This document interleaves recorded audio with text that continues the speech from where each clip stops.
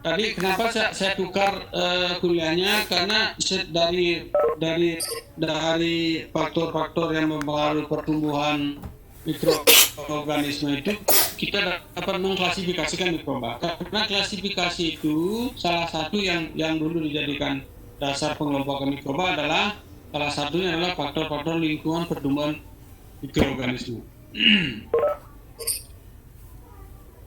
Nah, klasifikasi itu tujuannya adalah untuk menyusun atau mengelompokkan mikroorganisme ke dalam kelompok-kelompok tertentu atau taksa atau takson berdasarkan kemiripan atau berdasarkan hubungan kekerabatan.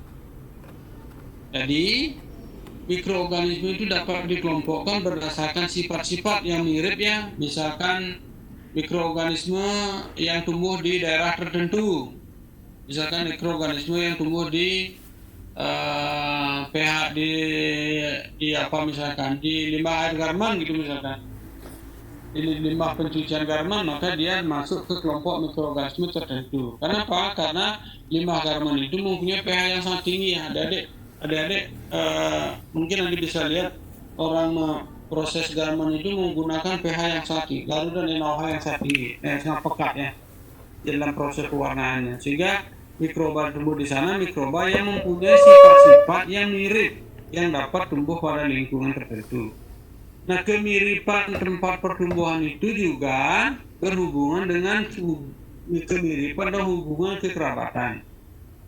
Jadi mikroba yang tumbuh pada kelompok lingkungan tertentu mempunyai sifat-sifat yang sangat mirip dan mempunyai struktur kekerabatan yang dekat. Karena dia misalkan sama-sama tahan garam, sama-sama tahan asam, atau sama-sama tahan pH yang tinggi. Nah, oleh karena itu mikroba itu perlu diberikan nama. Jadi ini klasifikasi itu sistematika mikroorganisme itu untuk mengelompokkan dan untuk memberikan penamaan. Jadi penamaan kita mengandung dua binomial ya, genus dan spesies. Kemudian sistem klasifikasi itu juga merujuk kepada penggunaan praktis. Misalkan kalau mikroorganisme digunakan untuk merombak protein atau mendegradasi protein, maka dia termasuk kelompok mikroorganisme proteolitik atau mikroorganisme yang dapat mendegradasi protein. Kalau dia mikroba yang dapat merombak lipid atau lemak, maka dia masuk ke dalam mikroorganisme lipase ya. Jadi lipase atau mikroorganisme yang dapat mendegradasi lemak. Kalau mikroorganisme dimasuk ke dalam dipergunakan untuk mendegradasi karbohidrat, maka dia masuk ke dalam mikroorganisme sakarolitik ya. Jadi karena polisakarida, karbohidrat itu adalah polisakarida, didegradasi menjadi monosakarida, hingga dia kelompokkan dalam mikroorganisme sakarolitik atau dapat melakukan proses sakaridasi ya atau hidrolitik ya. Nah, kemudian klasifikasi itu juga dulu tujuannya untuk mengelompokkan bagi kesehatan ini, untuk mengelompokkan mana mikroorganisme patogen dan mana yang tidak patogen. Jadi mikroorganisme terkait dengan hubungannya penyebab penyakit, misalkan E. coli yang sering menyebabkan orang diare, kemudian tuberkulose orang menyebabkan orang TB, lepra dapat menyebabkan orang kena penyakit lepra dan lain sebagainya ya. Jadi pengelompokan mikroorganisme itu bisa berdasarkan penggunaan praktis, bisa berdasarkan sifat-sifat yang diinginkan atau yang tidak diinginkan, kemudian bisa dipergunakan juga untuk menentukan keaslian mikroorganisme. Keaslian itu misalkan apakah sebuah mikroorganisme telah bermutasi atau tidak. Misalkan yang sekarang COVID-19 SARS-CoV itu kan sama dengan virus SARS. Jadi SARS yang telah bermutasi menjadilah SARS-CoV. atau yang kita sebut dengan COVID-19. Kemudian SARS itu juga asalnya dari influenza, jadi severe acute respiratory, jadi yang menyebabkan orang mengalami kejadian pernapasan atau gangguan pernapasan akut, sehingga dia mirip dengan influenza. Sehingga hubungan kekerabatan itu yang kita lihat dengan pada konteks keaslian atau terjadinya proses mutasi mikroorganisme. Jadi ini untuk tujuan-tujuan diagnostik. Ya, misalkan ada orang setelah makan lawar di Bali turis diare, kemudian dia pulang ke negaranya, kemudian di negaranya banyak orang yang diare.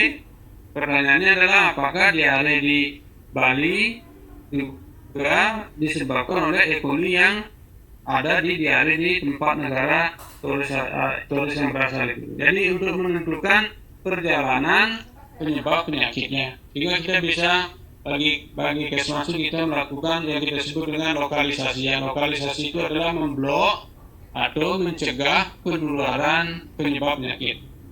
Rabies, kita misalkan dulu kan banyak yang ceritanya rabies itu disebabkan oleh virus rabies yang dibawa oleh anjing dari Sulawesi datang ke Bali. Ada pelaut membawa anjing, kemudian turun di benua, anjingnya keluar menyebarkan virus itu.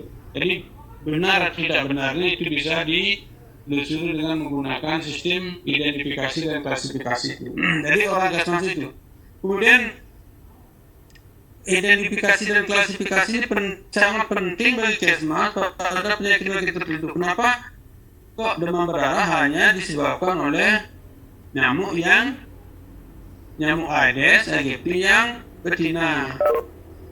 Jadi pertanyaannya adalah bagaimana membedakan antara nyamuk betina dengan nyamuk jantan, itu kan penting. Jadi misalkan kalau sumutnya lurus jantan, kalau sumutnya bengkok betina, itu misalkan. Jadi dari sana kita bisa menduga bahwa kalau terjadi kejadian demam berdarah yang tinggi, maka nyamuk betinanya banyak itu. Jadi sistem klasifikasi itu manfaatnya bagi Kesmas. Nah, sistem klasifikasi itu dapat juga berdasarkan ciri-ciri khusus ya, misalkan adanya bentuk sel, adanya warna, kemudian adanya sifat-sifat geram, kemudian adanya aktivitas enzimatis ya, kemudian juga karena sifat-sifat enzimatis dan mikroskopik ya, bentuk, warna, kemudian sifat geram itu bentuk dan warna sangat mudah berubah, maka orang menggunakan sistem yang lebih pasti, yang kita sebut dengan sistem menggunakan struktur gen tertentu yang tidak bisa dicorengin nggak mukanya kayak orang. Jadi kalau berdasarkan warna dan sifat-sifat, itu bisa cepat berubah akibat perubahan lingkungan. Jadi kalau misalkan substratnya sudah terbatas, maka sifat-sifat enzimatisnya juga berubah atau kehilangan sifat-sifat tertentu yang mudah bermutasi itu. Nah, sehingga dipergunakanlah sistem klasifikasi numerik. Jadi sistem klasifikasi numerik itu adalah menggunakan sekelompok sifat tertentu yang mirip. Jadi karena kalau menggunakan hanya satu sifat akan terjadi banyak kesalahan. Misalkan kalau manusia rambut lurus dan manusia rambut keriting itu dijadikan untuk membedakan manusia dengan bukan manusia, maka orang-orang yang berambut keriting dan berambut lurus itu masuk ke dalam spesies yang berbeda. Padahal sama-sama manusia, Homo sapiens ya. Jadi digunakanlah sekelompok sifat tertentu. Jadi yang kita sebut dengan numerik taksonomi itu berdasarkan paling tidak 100 sifat khusus. Jadi kalau dia misalkan mempunyai kemampuan untuk memetabolisme atau tumbuh kepada 100 sifat khusus, kemudian berbeda lebih dari 20%, maka dia masuk kelompok yang berbeda. Kalau perbedaannya misalkan di bawah 20%, maka dia masuk ke dalam kelompok yang sama. Karena satu berubah belum tentu satu berubah tidak bisa mengubah spesies menjadi spesies yang lainnya ya. Jadi satu sifat yang berubah tidak cukup untuk mengubah spesies yang satu ke spesies yang lainnya. Ini diperlukan beberapa sekelompok sifat-sifat khusus. Nah, sifat-sifat khusus ini pun masih sering mengalami perubahan, sehingga orang kita sekarang sistem klasifikasi dan taksonomi itu berdasarkan kepada yang kita sebut dengan klasifikasi filogenetik. Klasifikasi filogenetik ini berdasarkan hubungan kekerabatan berdasarkan banyaknya atau hubungan evolusioner. Jadi evolusi, karena yang paling tidak gampang berubah adalah struktur DNA tertentu. Perubahan satu nukleotida itu secara teoritis katanya diperlukan 100 tahun untuk berubah satu nukleotida. Jadi ini sangat konsep. Jadi hewan atau monyet tidak akan bisa menjadi manusia, atau manusia tidak akan mungkin bisa menjadi monyet dalam jangka waktu yang ribuan jutaan tahun. Itu pun tidak mudah. Jadi perbedaan struktur evolusioner itu yang kita sebut dengan klasifikasi filogenetik. Jadi klasifikasi berdasarkan kekerabatan, sama dengan orang mencari silsilah ya. Si A dengan si wanita A kawin nikah dengan B, menghasilkan anak C, kemudian C dan seterusnya. Sehingga hubungan kekerabatan atau kedekatan hubungan kekerabatan itu bisa dilihat dari struktur DNA tertentu ya.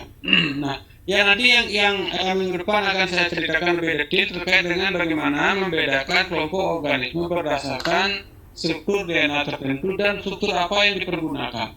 Karena Dede tahu mikroba itu dibedakan menjadi, atau organisme bukan hanya mikroba. Organisme di alam ini hanya dibedakan menjadi dua berdasarkan struktur ada tidaknya membran inti. Kan itu sudah yang kemarin. Tetapi ternyata kejadiannya tidak sesederhana itu.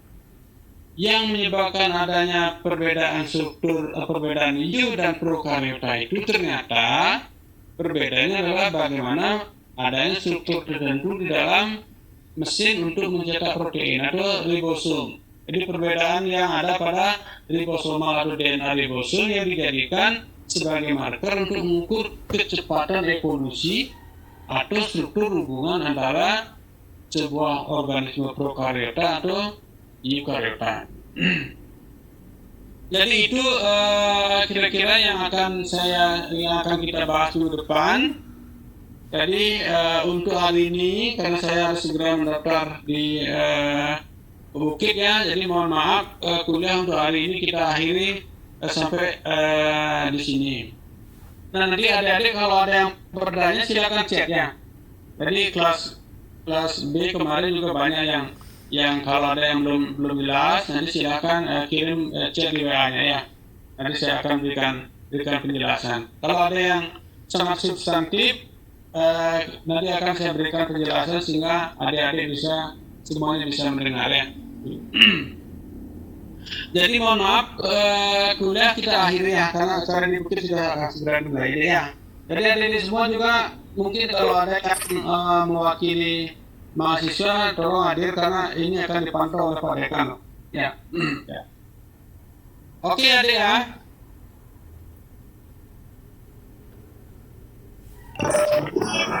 Yang akhir ya karena nanti yang belum ada pertanyaan silakan kirim chatnya.